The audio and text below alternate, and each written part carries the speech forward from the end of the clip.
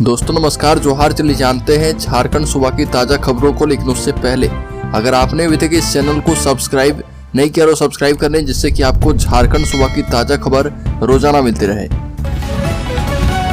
सबसे पहले खबर, कोडरमा में बकाया भुगतान करने के लिए सहारा इंडिया के एजेंट और जमाकर्ताओं का आक्रोश।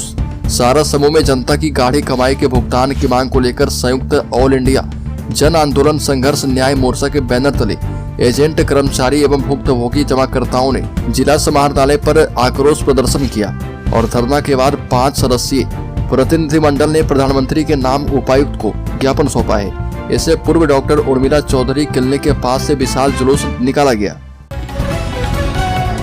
अगली खबर, झारखंड के अमृत स्टेशन के अंतर्गत बानो स्टेशन सहित पूरे झारखंड को करोड़ों की सौगात। रेल मंत्रालय ने भारतीय रेलवे के स्टेशनों के विकास के लिए अमृत स्टेशन योजना शुरू की है, जिसका दीर्घकालिक दृष्टिकोण के साथ निरंतर आधार पर स्टेशनों के विकास की परिकल्पना के साथ झारखंड में करोड़ों की सौगात दी गई है।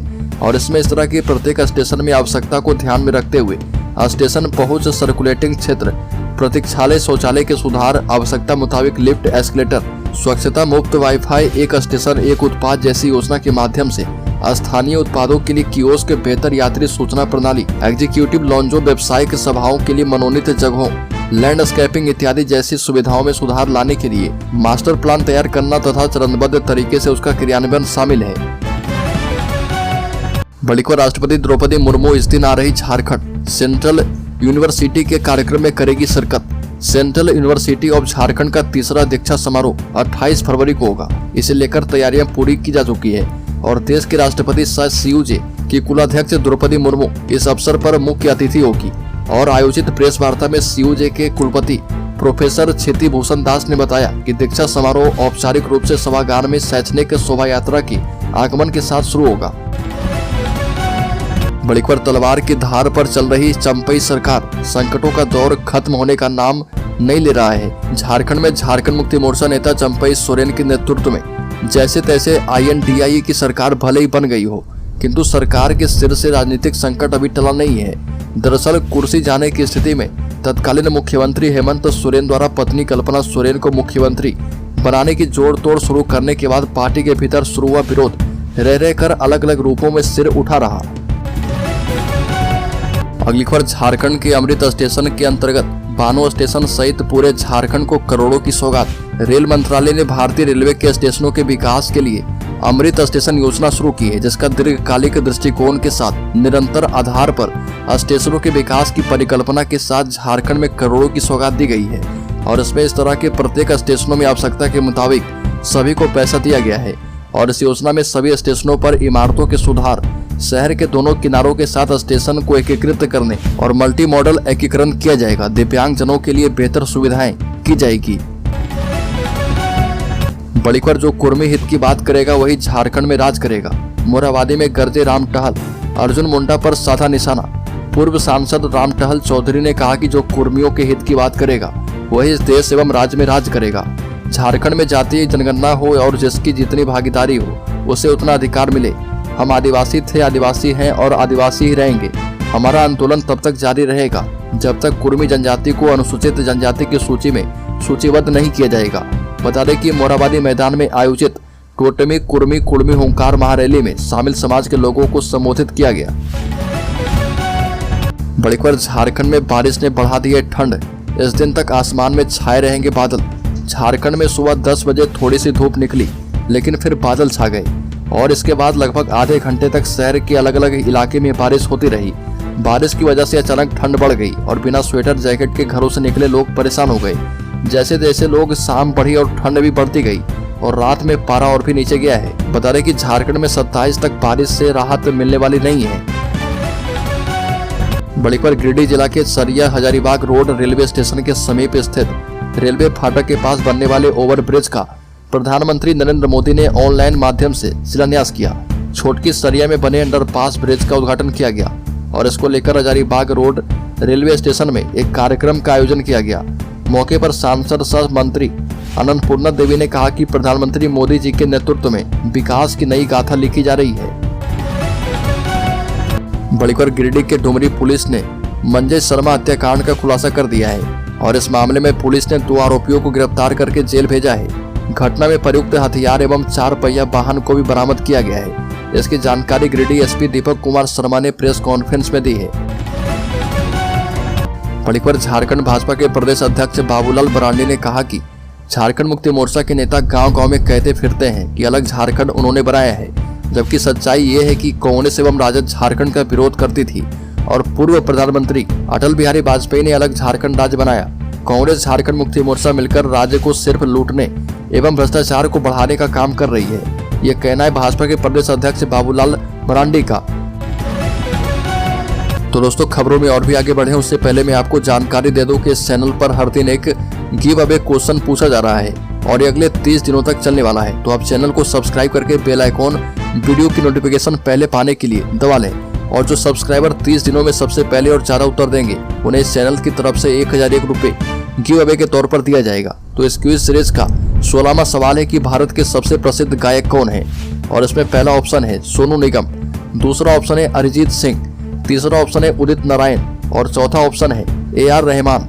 तो जल्दी से इसका सही जवाब कमेंट बॉक्स में आप दीजिए और शामिल हो जाइए 3 लकी सब्सक्राइबर में, जिन्हें 1001 रुपए गिव अवे के तौर पर दिया जाएगा। तो चलिए फिर से बढ़ते हैं खबरों की ओर। अगली खबर, झारखंड में JSSC CGL पेपर लीक मुद्दे पर विधानसभा में हंगामा दूसरे दिन भी जारी रहा। CBI जांच की मांग पर अड़ चुका है पूरा विपक्ष। झारखंड स्टाफ सिलेक्शन कमीशन की ओर से आयोजित कॉमन ग्रेजुएशन लेवल परीक्षा पेपर लीक के मुद्दे पर झारखंड विधानसभा में एक बार फिर से जोरदार हंगामा किया गया और मुख्य विपक्षी दल भारतीय जनता पार्टी के विधायकों ने इस मुद्दे पर सदन को ठप कर दिया। एक बार के स्थगन के बाद जब सदन फिर से शुरू हुआ तो विपक्ष के लोग फिर से हंगामा करने लगे। हंगामे के बीच वित्त मंत्री डॉक्टर रामेश्वर उरांव ने वर्ष 2023-24 का आर्थिक सर्वेक्षण पेश किया। बड़ी खबर, झारखंड के राज्यपाल CP राधाकृष्णन ने कहा कि रेलवे के विकास से होगी झारखंड की तरक्की। झारखंड के राज्यपाल CP राधाकृष्णन ने कहा कि राज्य में रेल नेटवर्क का विकास बेहद जरूरी है। मोदी सरकार ने पिछले 10 वर्षों में रेलवे की आधारभूत संरचना सुधारने, ट्रेनों के कोच में सफाई, परिचालन का समय एवं सुविधाएं विकसित करने में अभूतपूर्व काम किया है, जो कि पिछले 40-50 वर्षों में नहीं हो पाया था। और आज झारखंड के 18 स्टेशनों का अमृत भारत स्टेशन के तहत विकास कार्य का शिलान्यास किया गया है। बड़ी खबर, झारखंड में कांग्रेस को तगड़ा झटका लगा है। गीता कोड़ा बीजेपी में शामिल हो गई है। झारखंड में कांग्रेस को बड़ा झटका लगा है और पार्टी की एकमात्र सांसद गीता कोड़ा ने बीजेपी का दामन थाम लिया है। गीता कोड़ा ने झारखंड बीजेपी के अध्यक्ष बाबूलाल मरांडी और नेता प्रतिपक्ष अमर पौरी की मौजूदगी में बीजेपी का दामन थामा और गीता कोड़ा राज्य के पूर्व मुख्यमंत्री मधु कोड़ा की पत्नी है। बीजेपी ज्वाइन करने के बाद सांसद गीता कोड़ा ने कहा कि कांग्रेस पार्टी कहती है कि सबको साथ लेकर चलेंगे, लेकिन केवल अपने परिवार को साथ लेकर चलती है। जहां जनता का हित हो वही रहना चाहिए।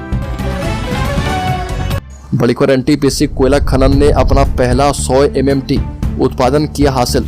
बता दें कि अपनी कोयला खनन सहायक कंपनी NTPC माइनिंग लिमिटेड के माध्यम से भारत की अग्रणी एकीकृत बिजली उपयोगिता ने 25 फरवरी 2024 को 100 MMT कोयला उत्पादन के एक उल्लेखनीय मील के पत्थर को पार करके एक और उपलब्धि हासिल की है।